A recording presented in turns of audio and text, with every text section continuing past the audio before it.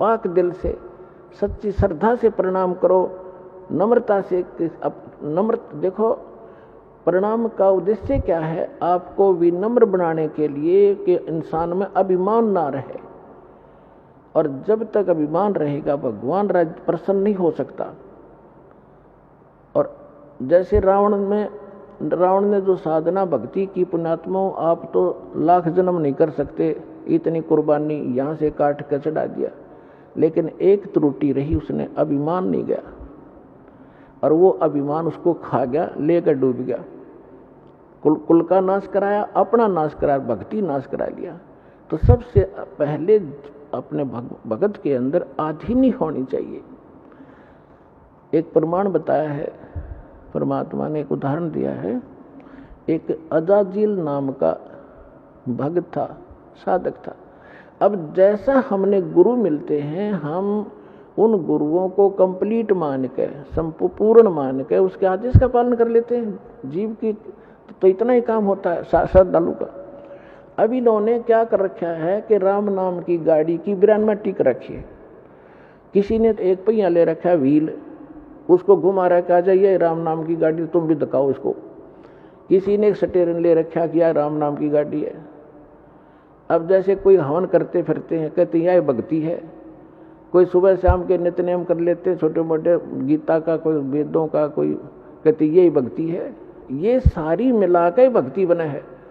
तो उसको एक पहिया दे रखा था, उसके गुरु ने कि बेटा प्रणाम करा कर, और प्रणाम करने से तेरा स्वर्ग में वास हो जाए। क्योंकि ये जो यज्ञ हैं, जब तक हमें सत्साधना न मिलती है, स्वर्ग तक की साधना है। लेकिन हम इन यज्ञों को स्वर्ग के लिए नहीं, अपने मोक्ष के लिए प्रयोग करेंगे।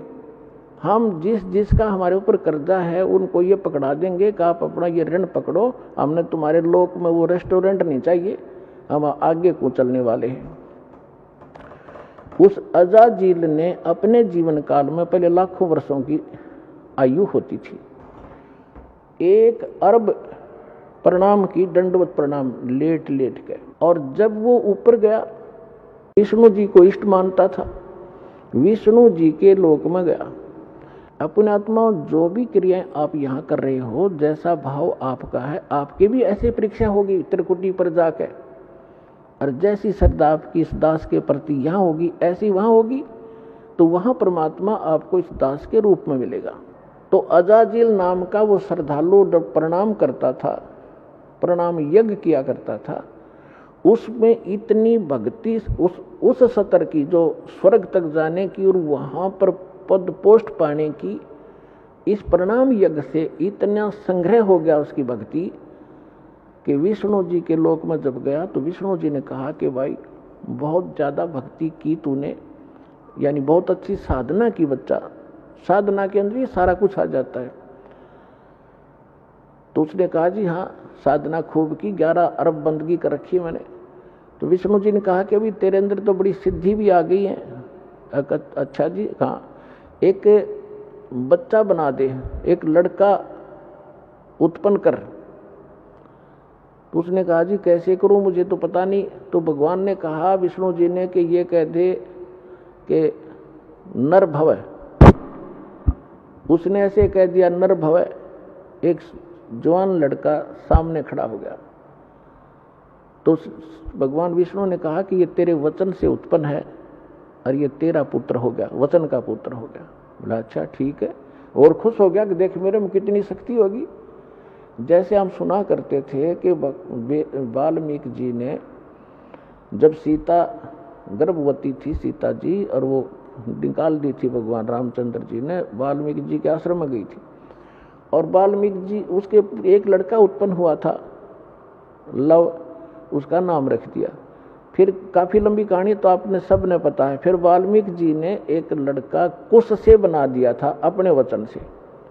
आज के युग में तो ये लोग मानने को तैयार नहीं, क्योंकि साइंस खा गई इनके बुद्धि ने, अध्यात्म वाली बुद्धि ने, लेकिन वो सही था। अब वो जितनी बैटरी चार्ज की थी वो उतना थोड़ा बहुत कर सकते हैं। तो उसे भगवान या मोक्ष, भगवान नहीं बन गए वो, और मोक्ष नहीं हुआ उनका। तो वहाँ जब वो लड़का हुआ तो बड़ा खुश हुआ कि स्वर्ग में मेरा एक पुत्र हो गया, यहाँ इसके साथ रहा करूँगा। फिर भगवान विष्णु ने कहा कि अजाजिल इसको प्रणाम कर, दंडवत। अब वो तो उसका तो गेम में यही था, इसी मैच के कारण, गेम के कारण तो यूं इस पद पर पहुंचा था। तो उसने बोला ना करूं इसको। क्यों भाई? भगवान बोले क्यों नहीं करे इसको प्रणाम? कि ना करूं, ये तो मेरा पुत्र है, मेरे वचन से हुआ है। अब भगवान विष्णु ने सोचा ये तो भाई फेल हो गया परीक्षा में, फिर भी उन्होंने सोचा चल थोड़ा सा इसको ग्रेस मार्ग दे देता हूँ, जब बुद्धि काम कर जाती इसकी। उस लड़के को अपने जहाँ वो खड़े थे बाउंड्री के अंदर, उससे परली साइड भेज दिया। और उसमें एक गेट था, इतना एक बाईपास रास्ता था, उसमें झुक कर जाना पड़ता था नो बाहर निकलने के लिए। वो लड़का तो परली साइड निकल के खड़ा हो गया।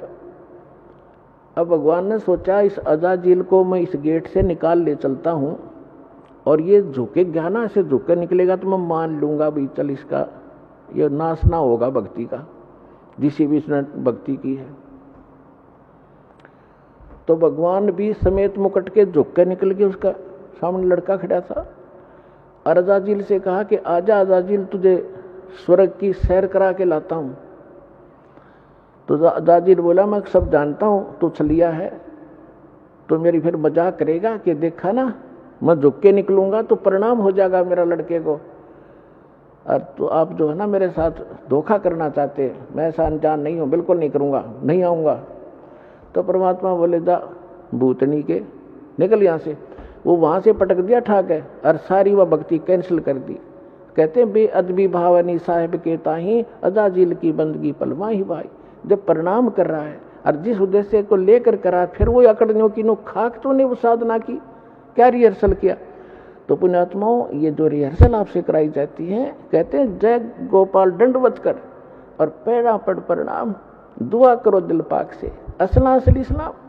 तो इस प्रकार आपको यहाँ जो रिहर्सल कराई जाती है, जो ज्ञान दिया जाता है, ये आपके इस भक्ति रूपी सफर में कदम कदम पर आपका काम आओगा। और ये प्लस और माइनस, ये फॉल पॉइंट आपको बताए जाते हैं ताकि आप इस भक्ति को नाश ना कर लो।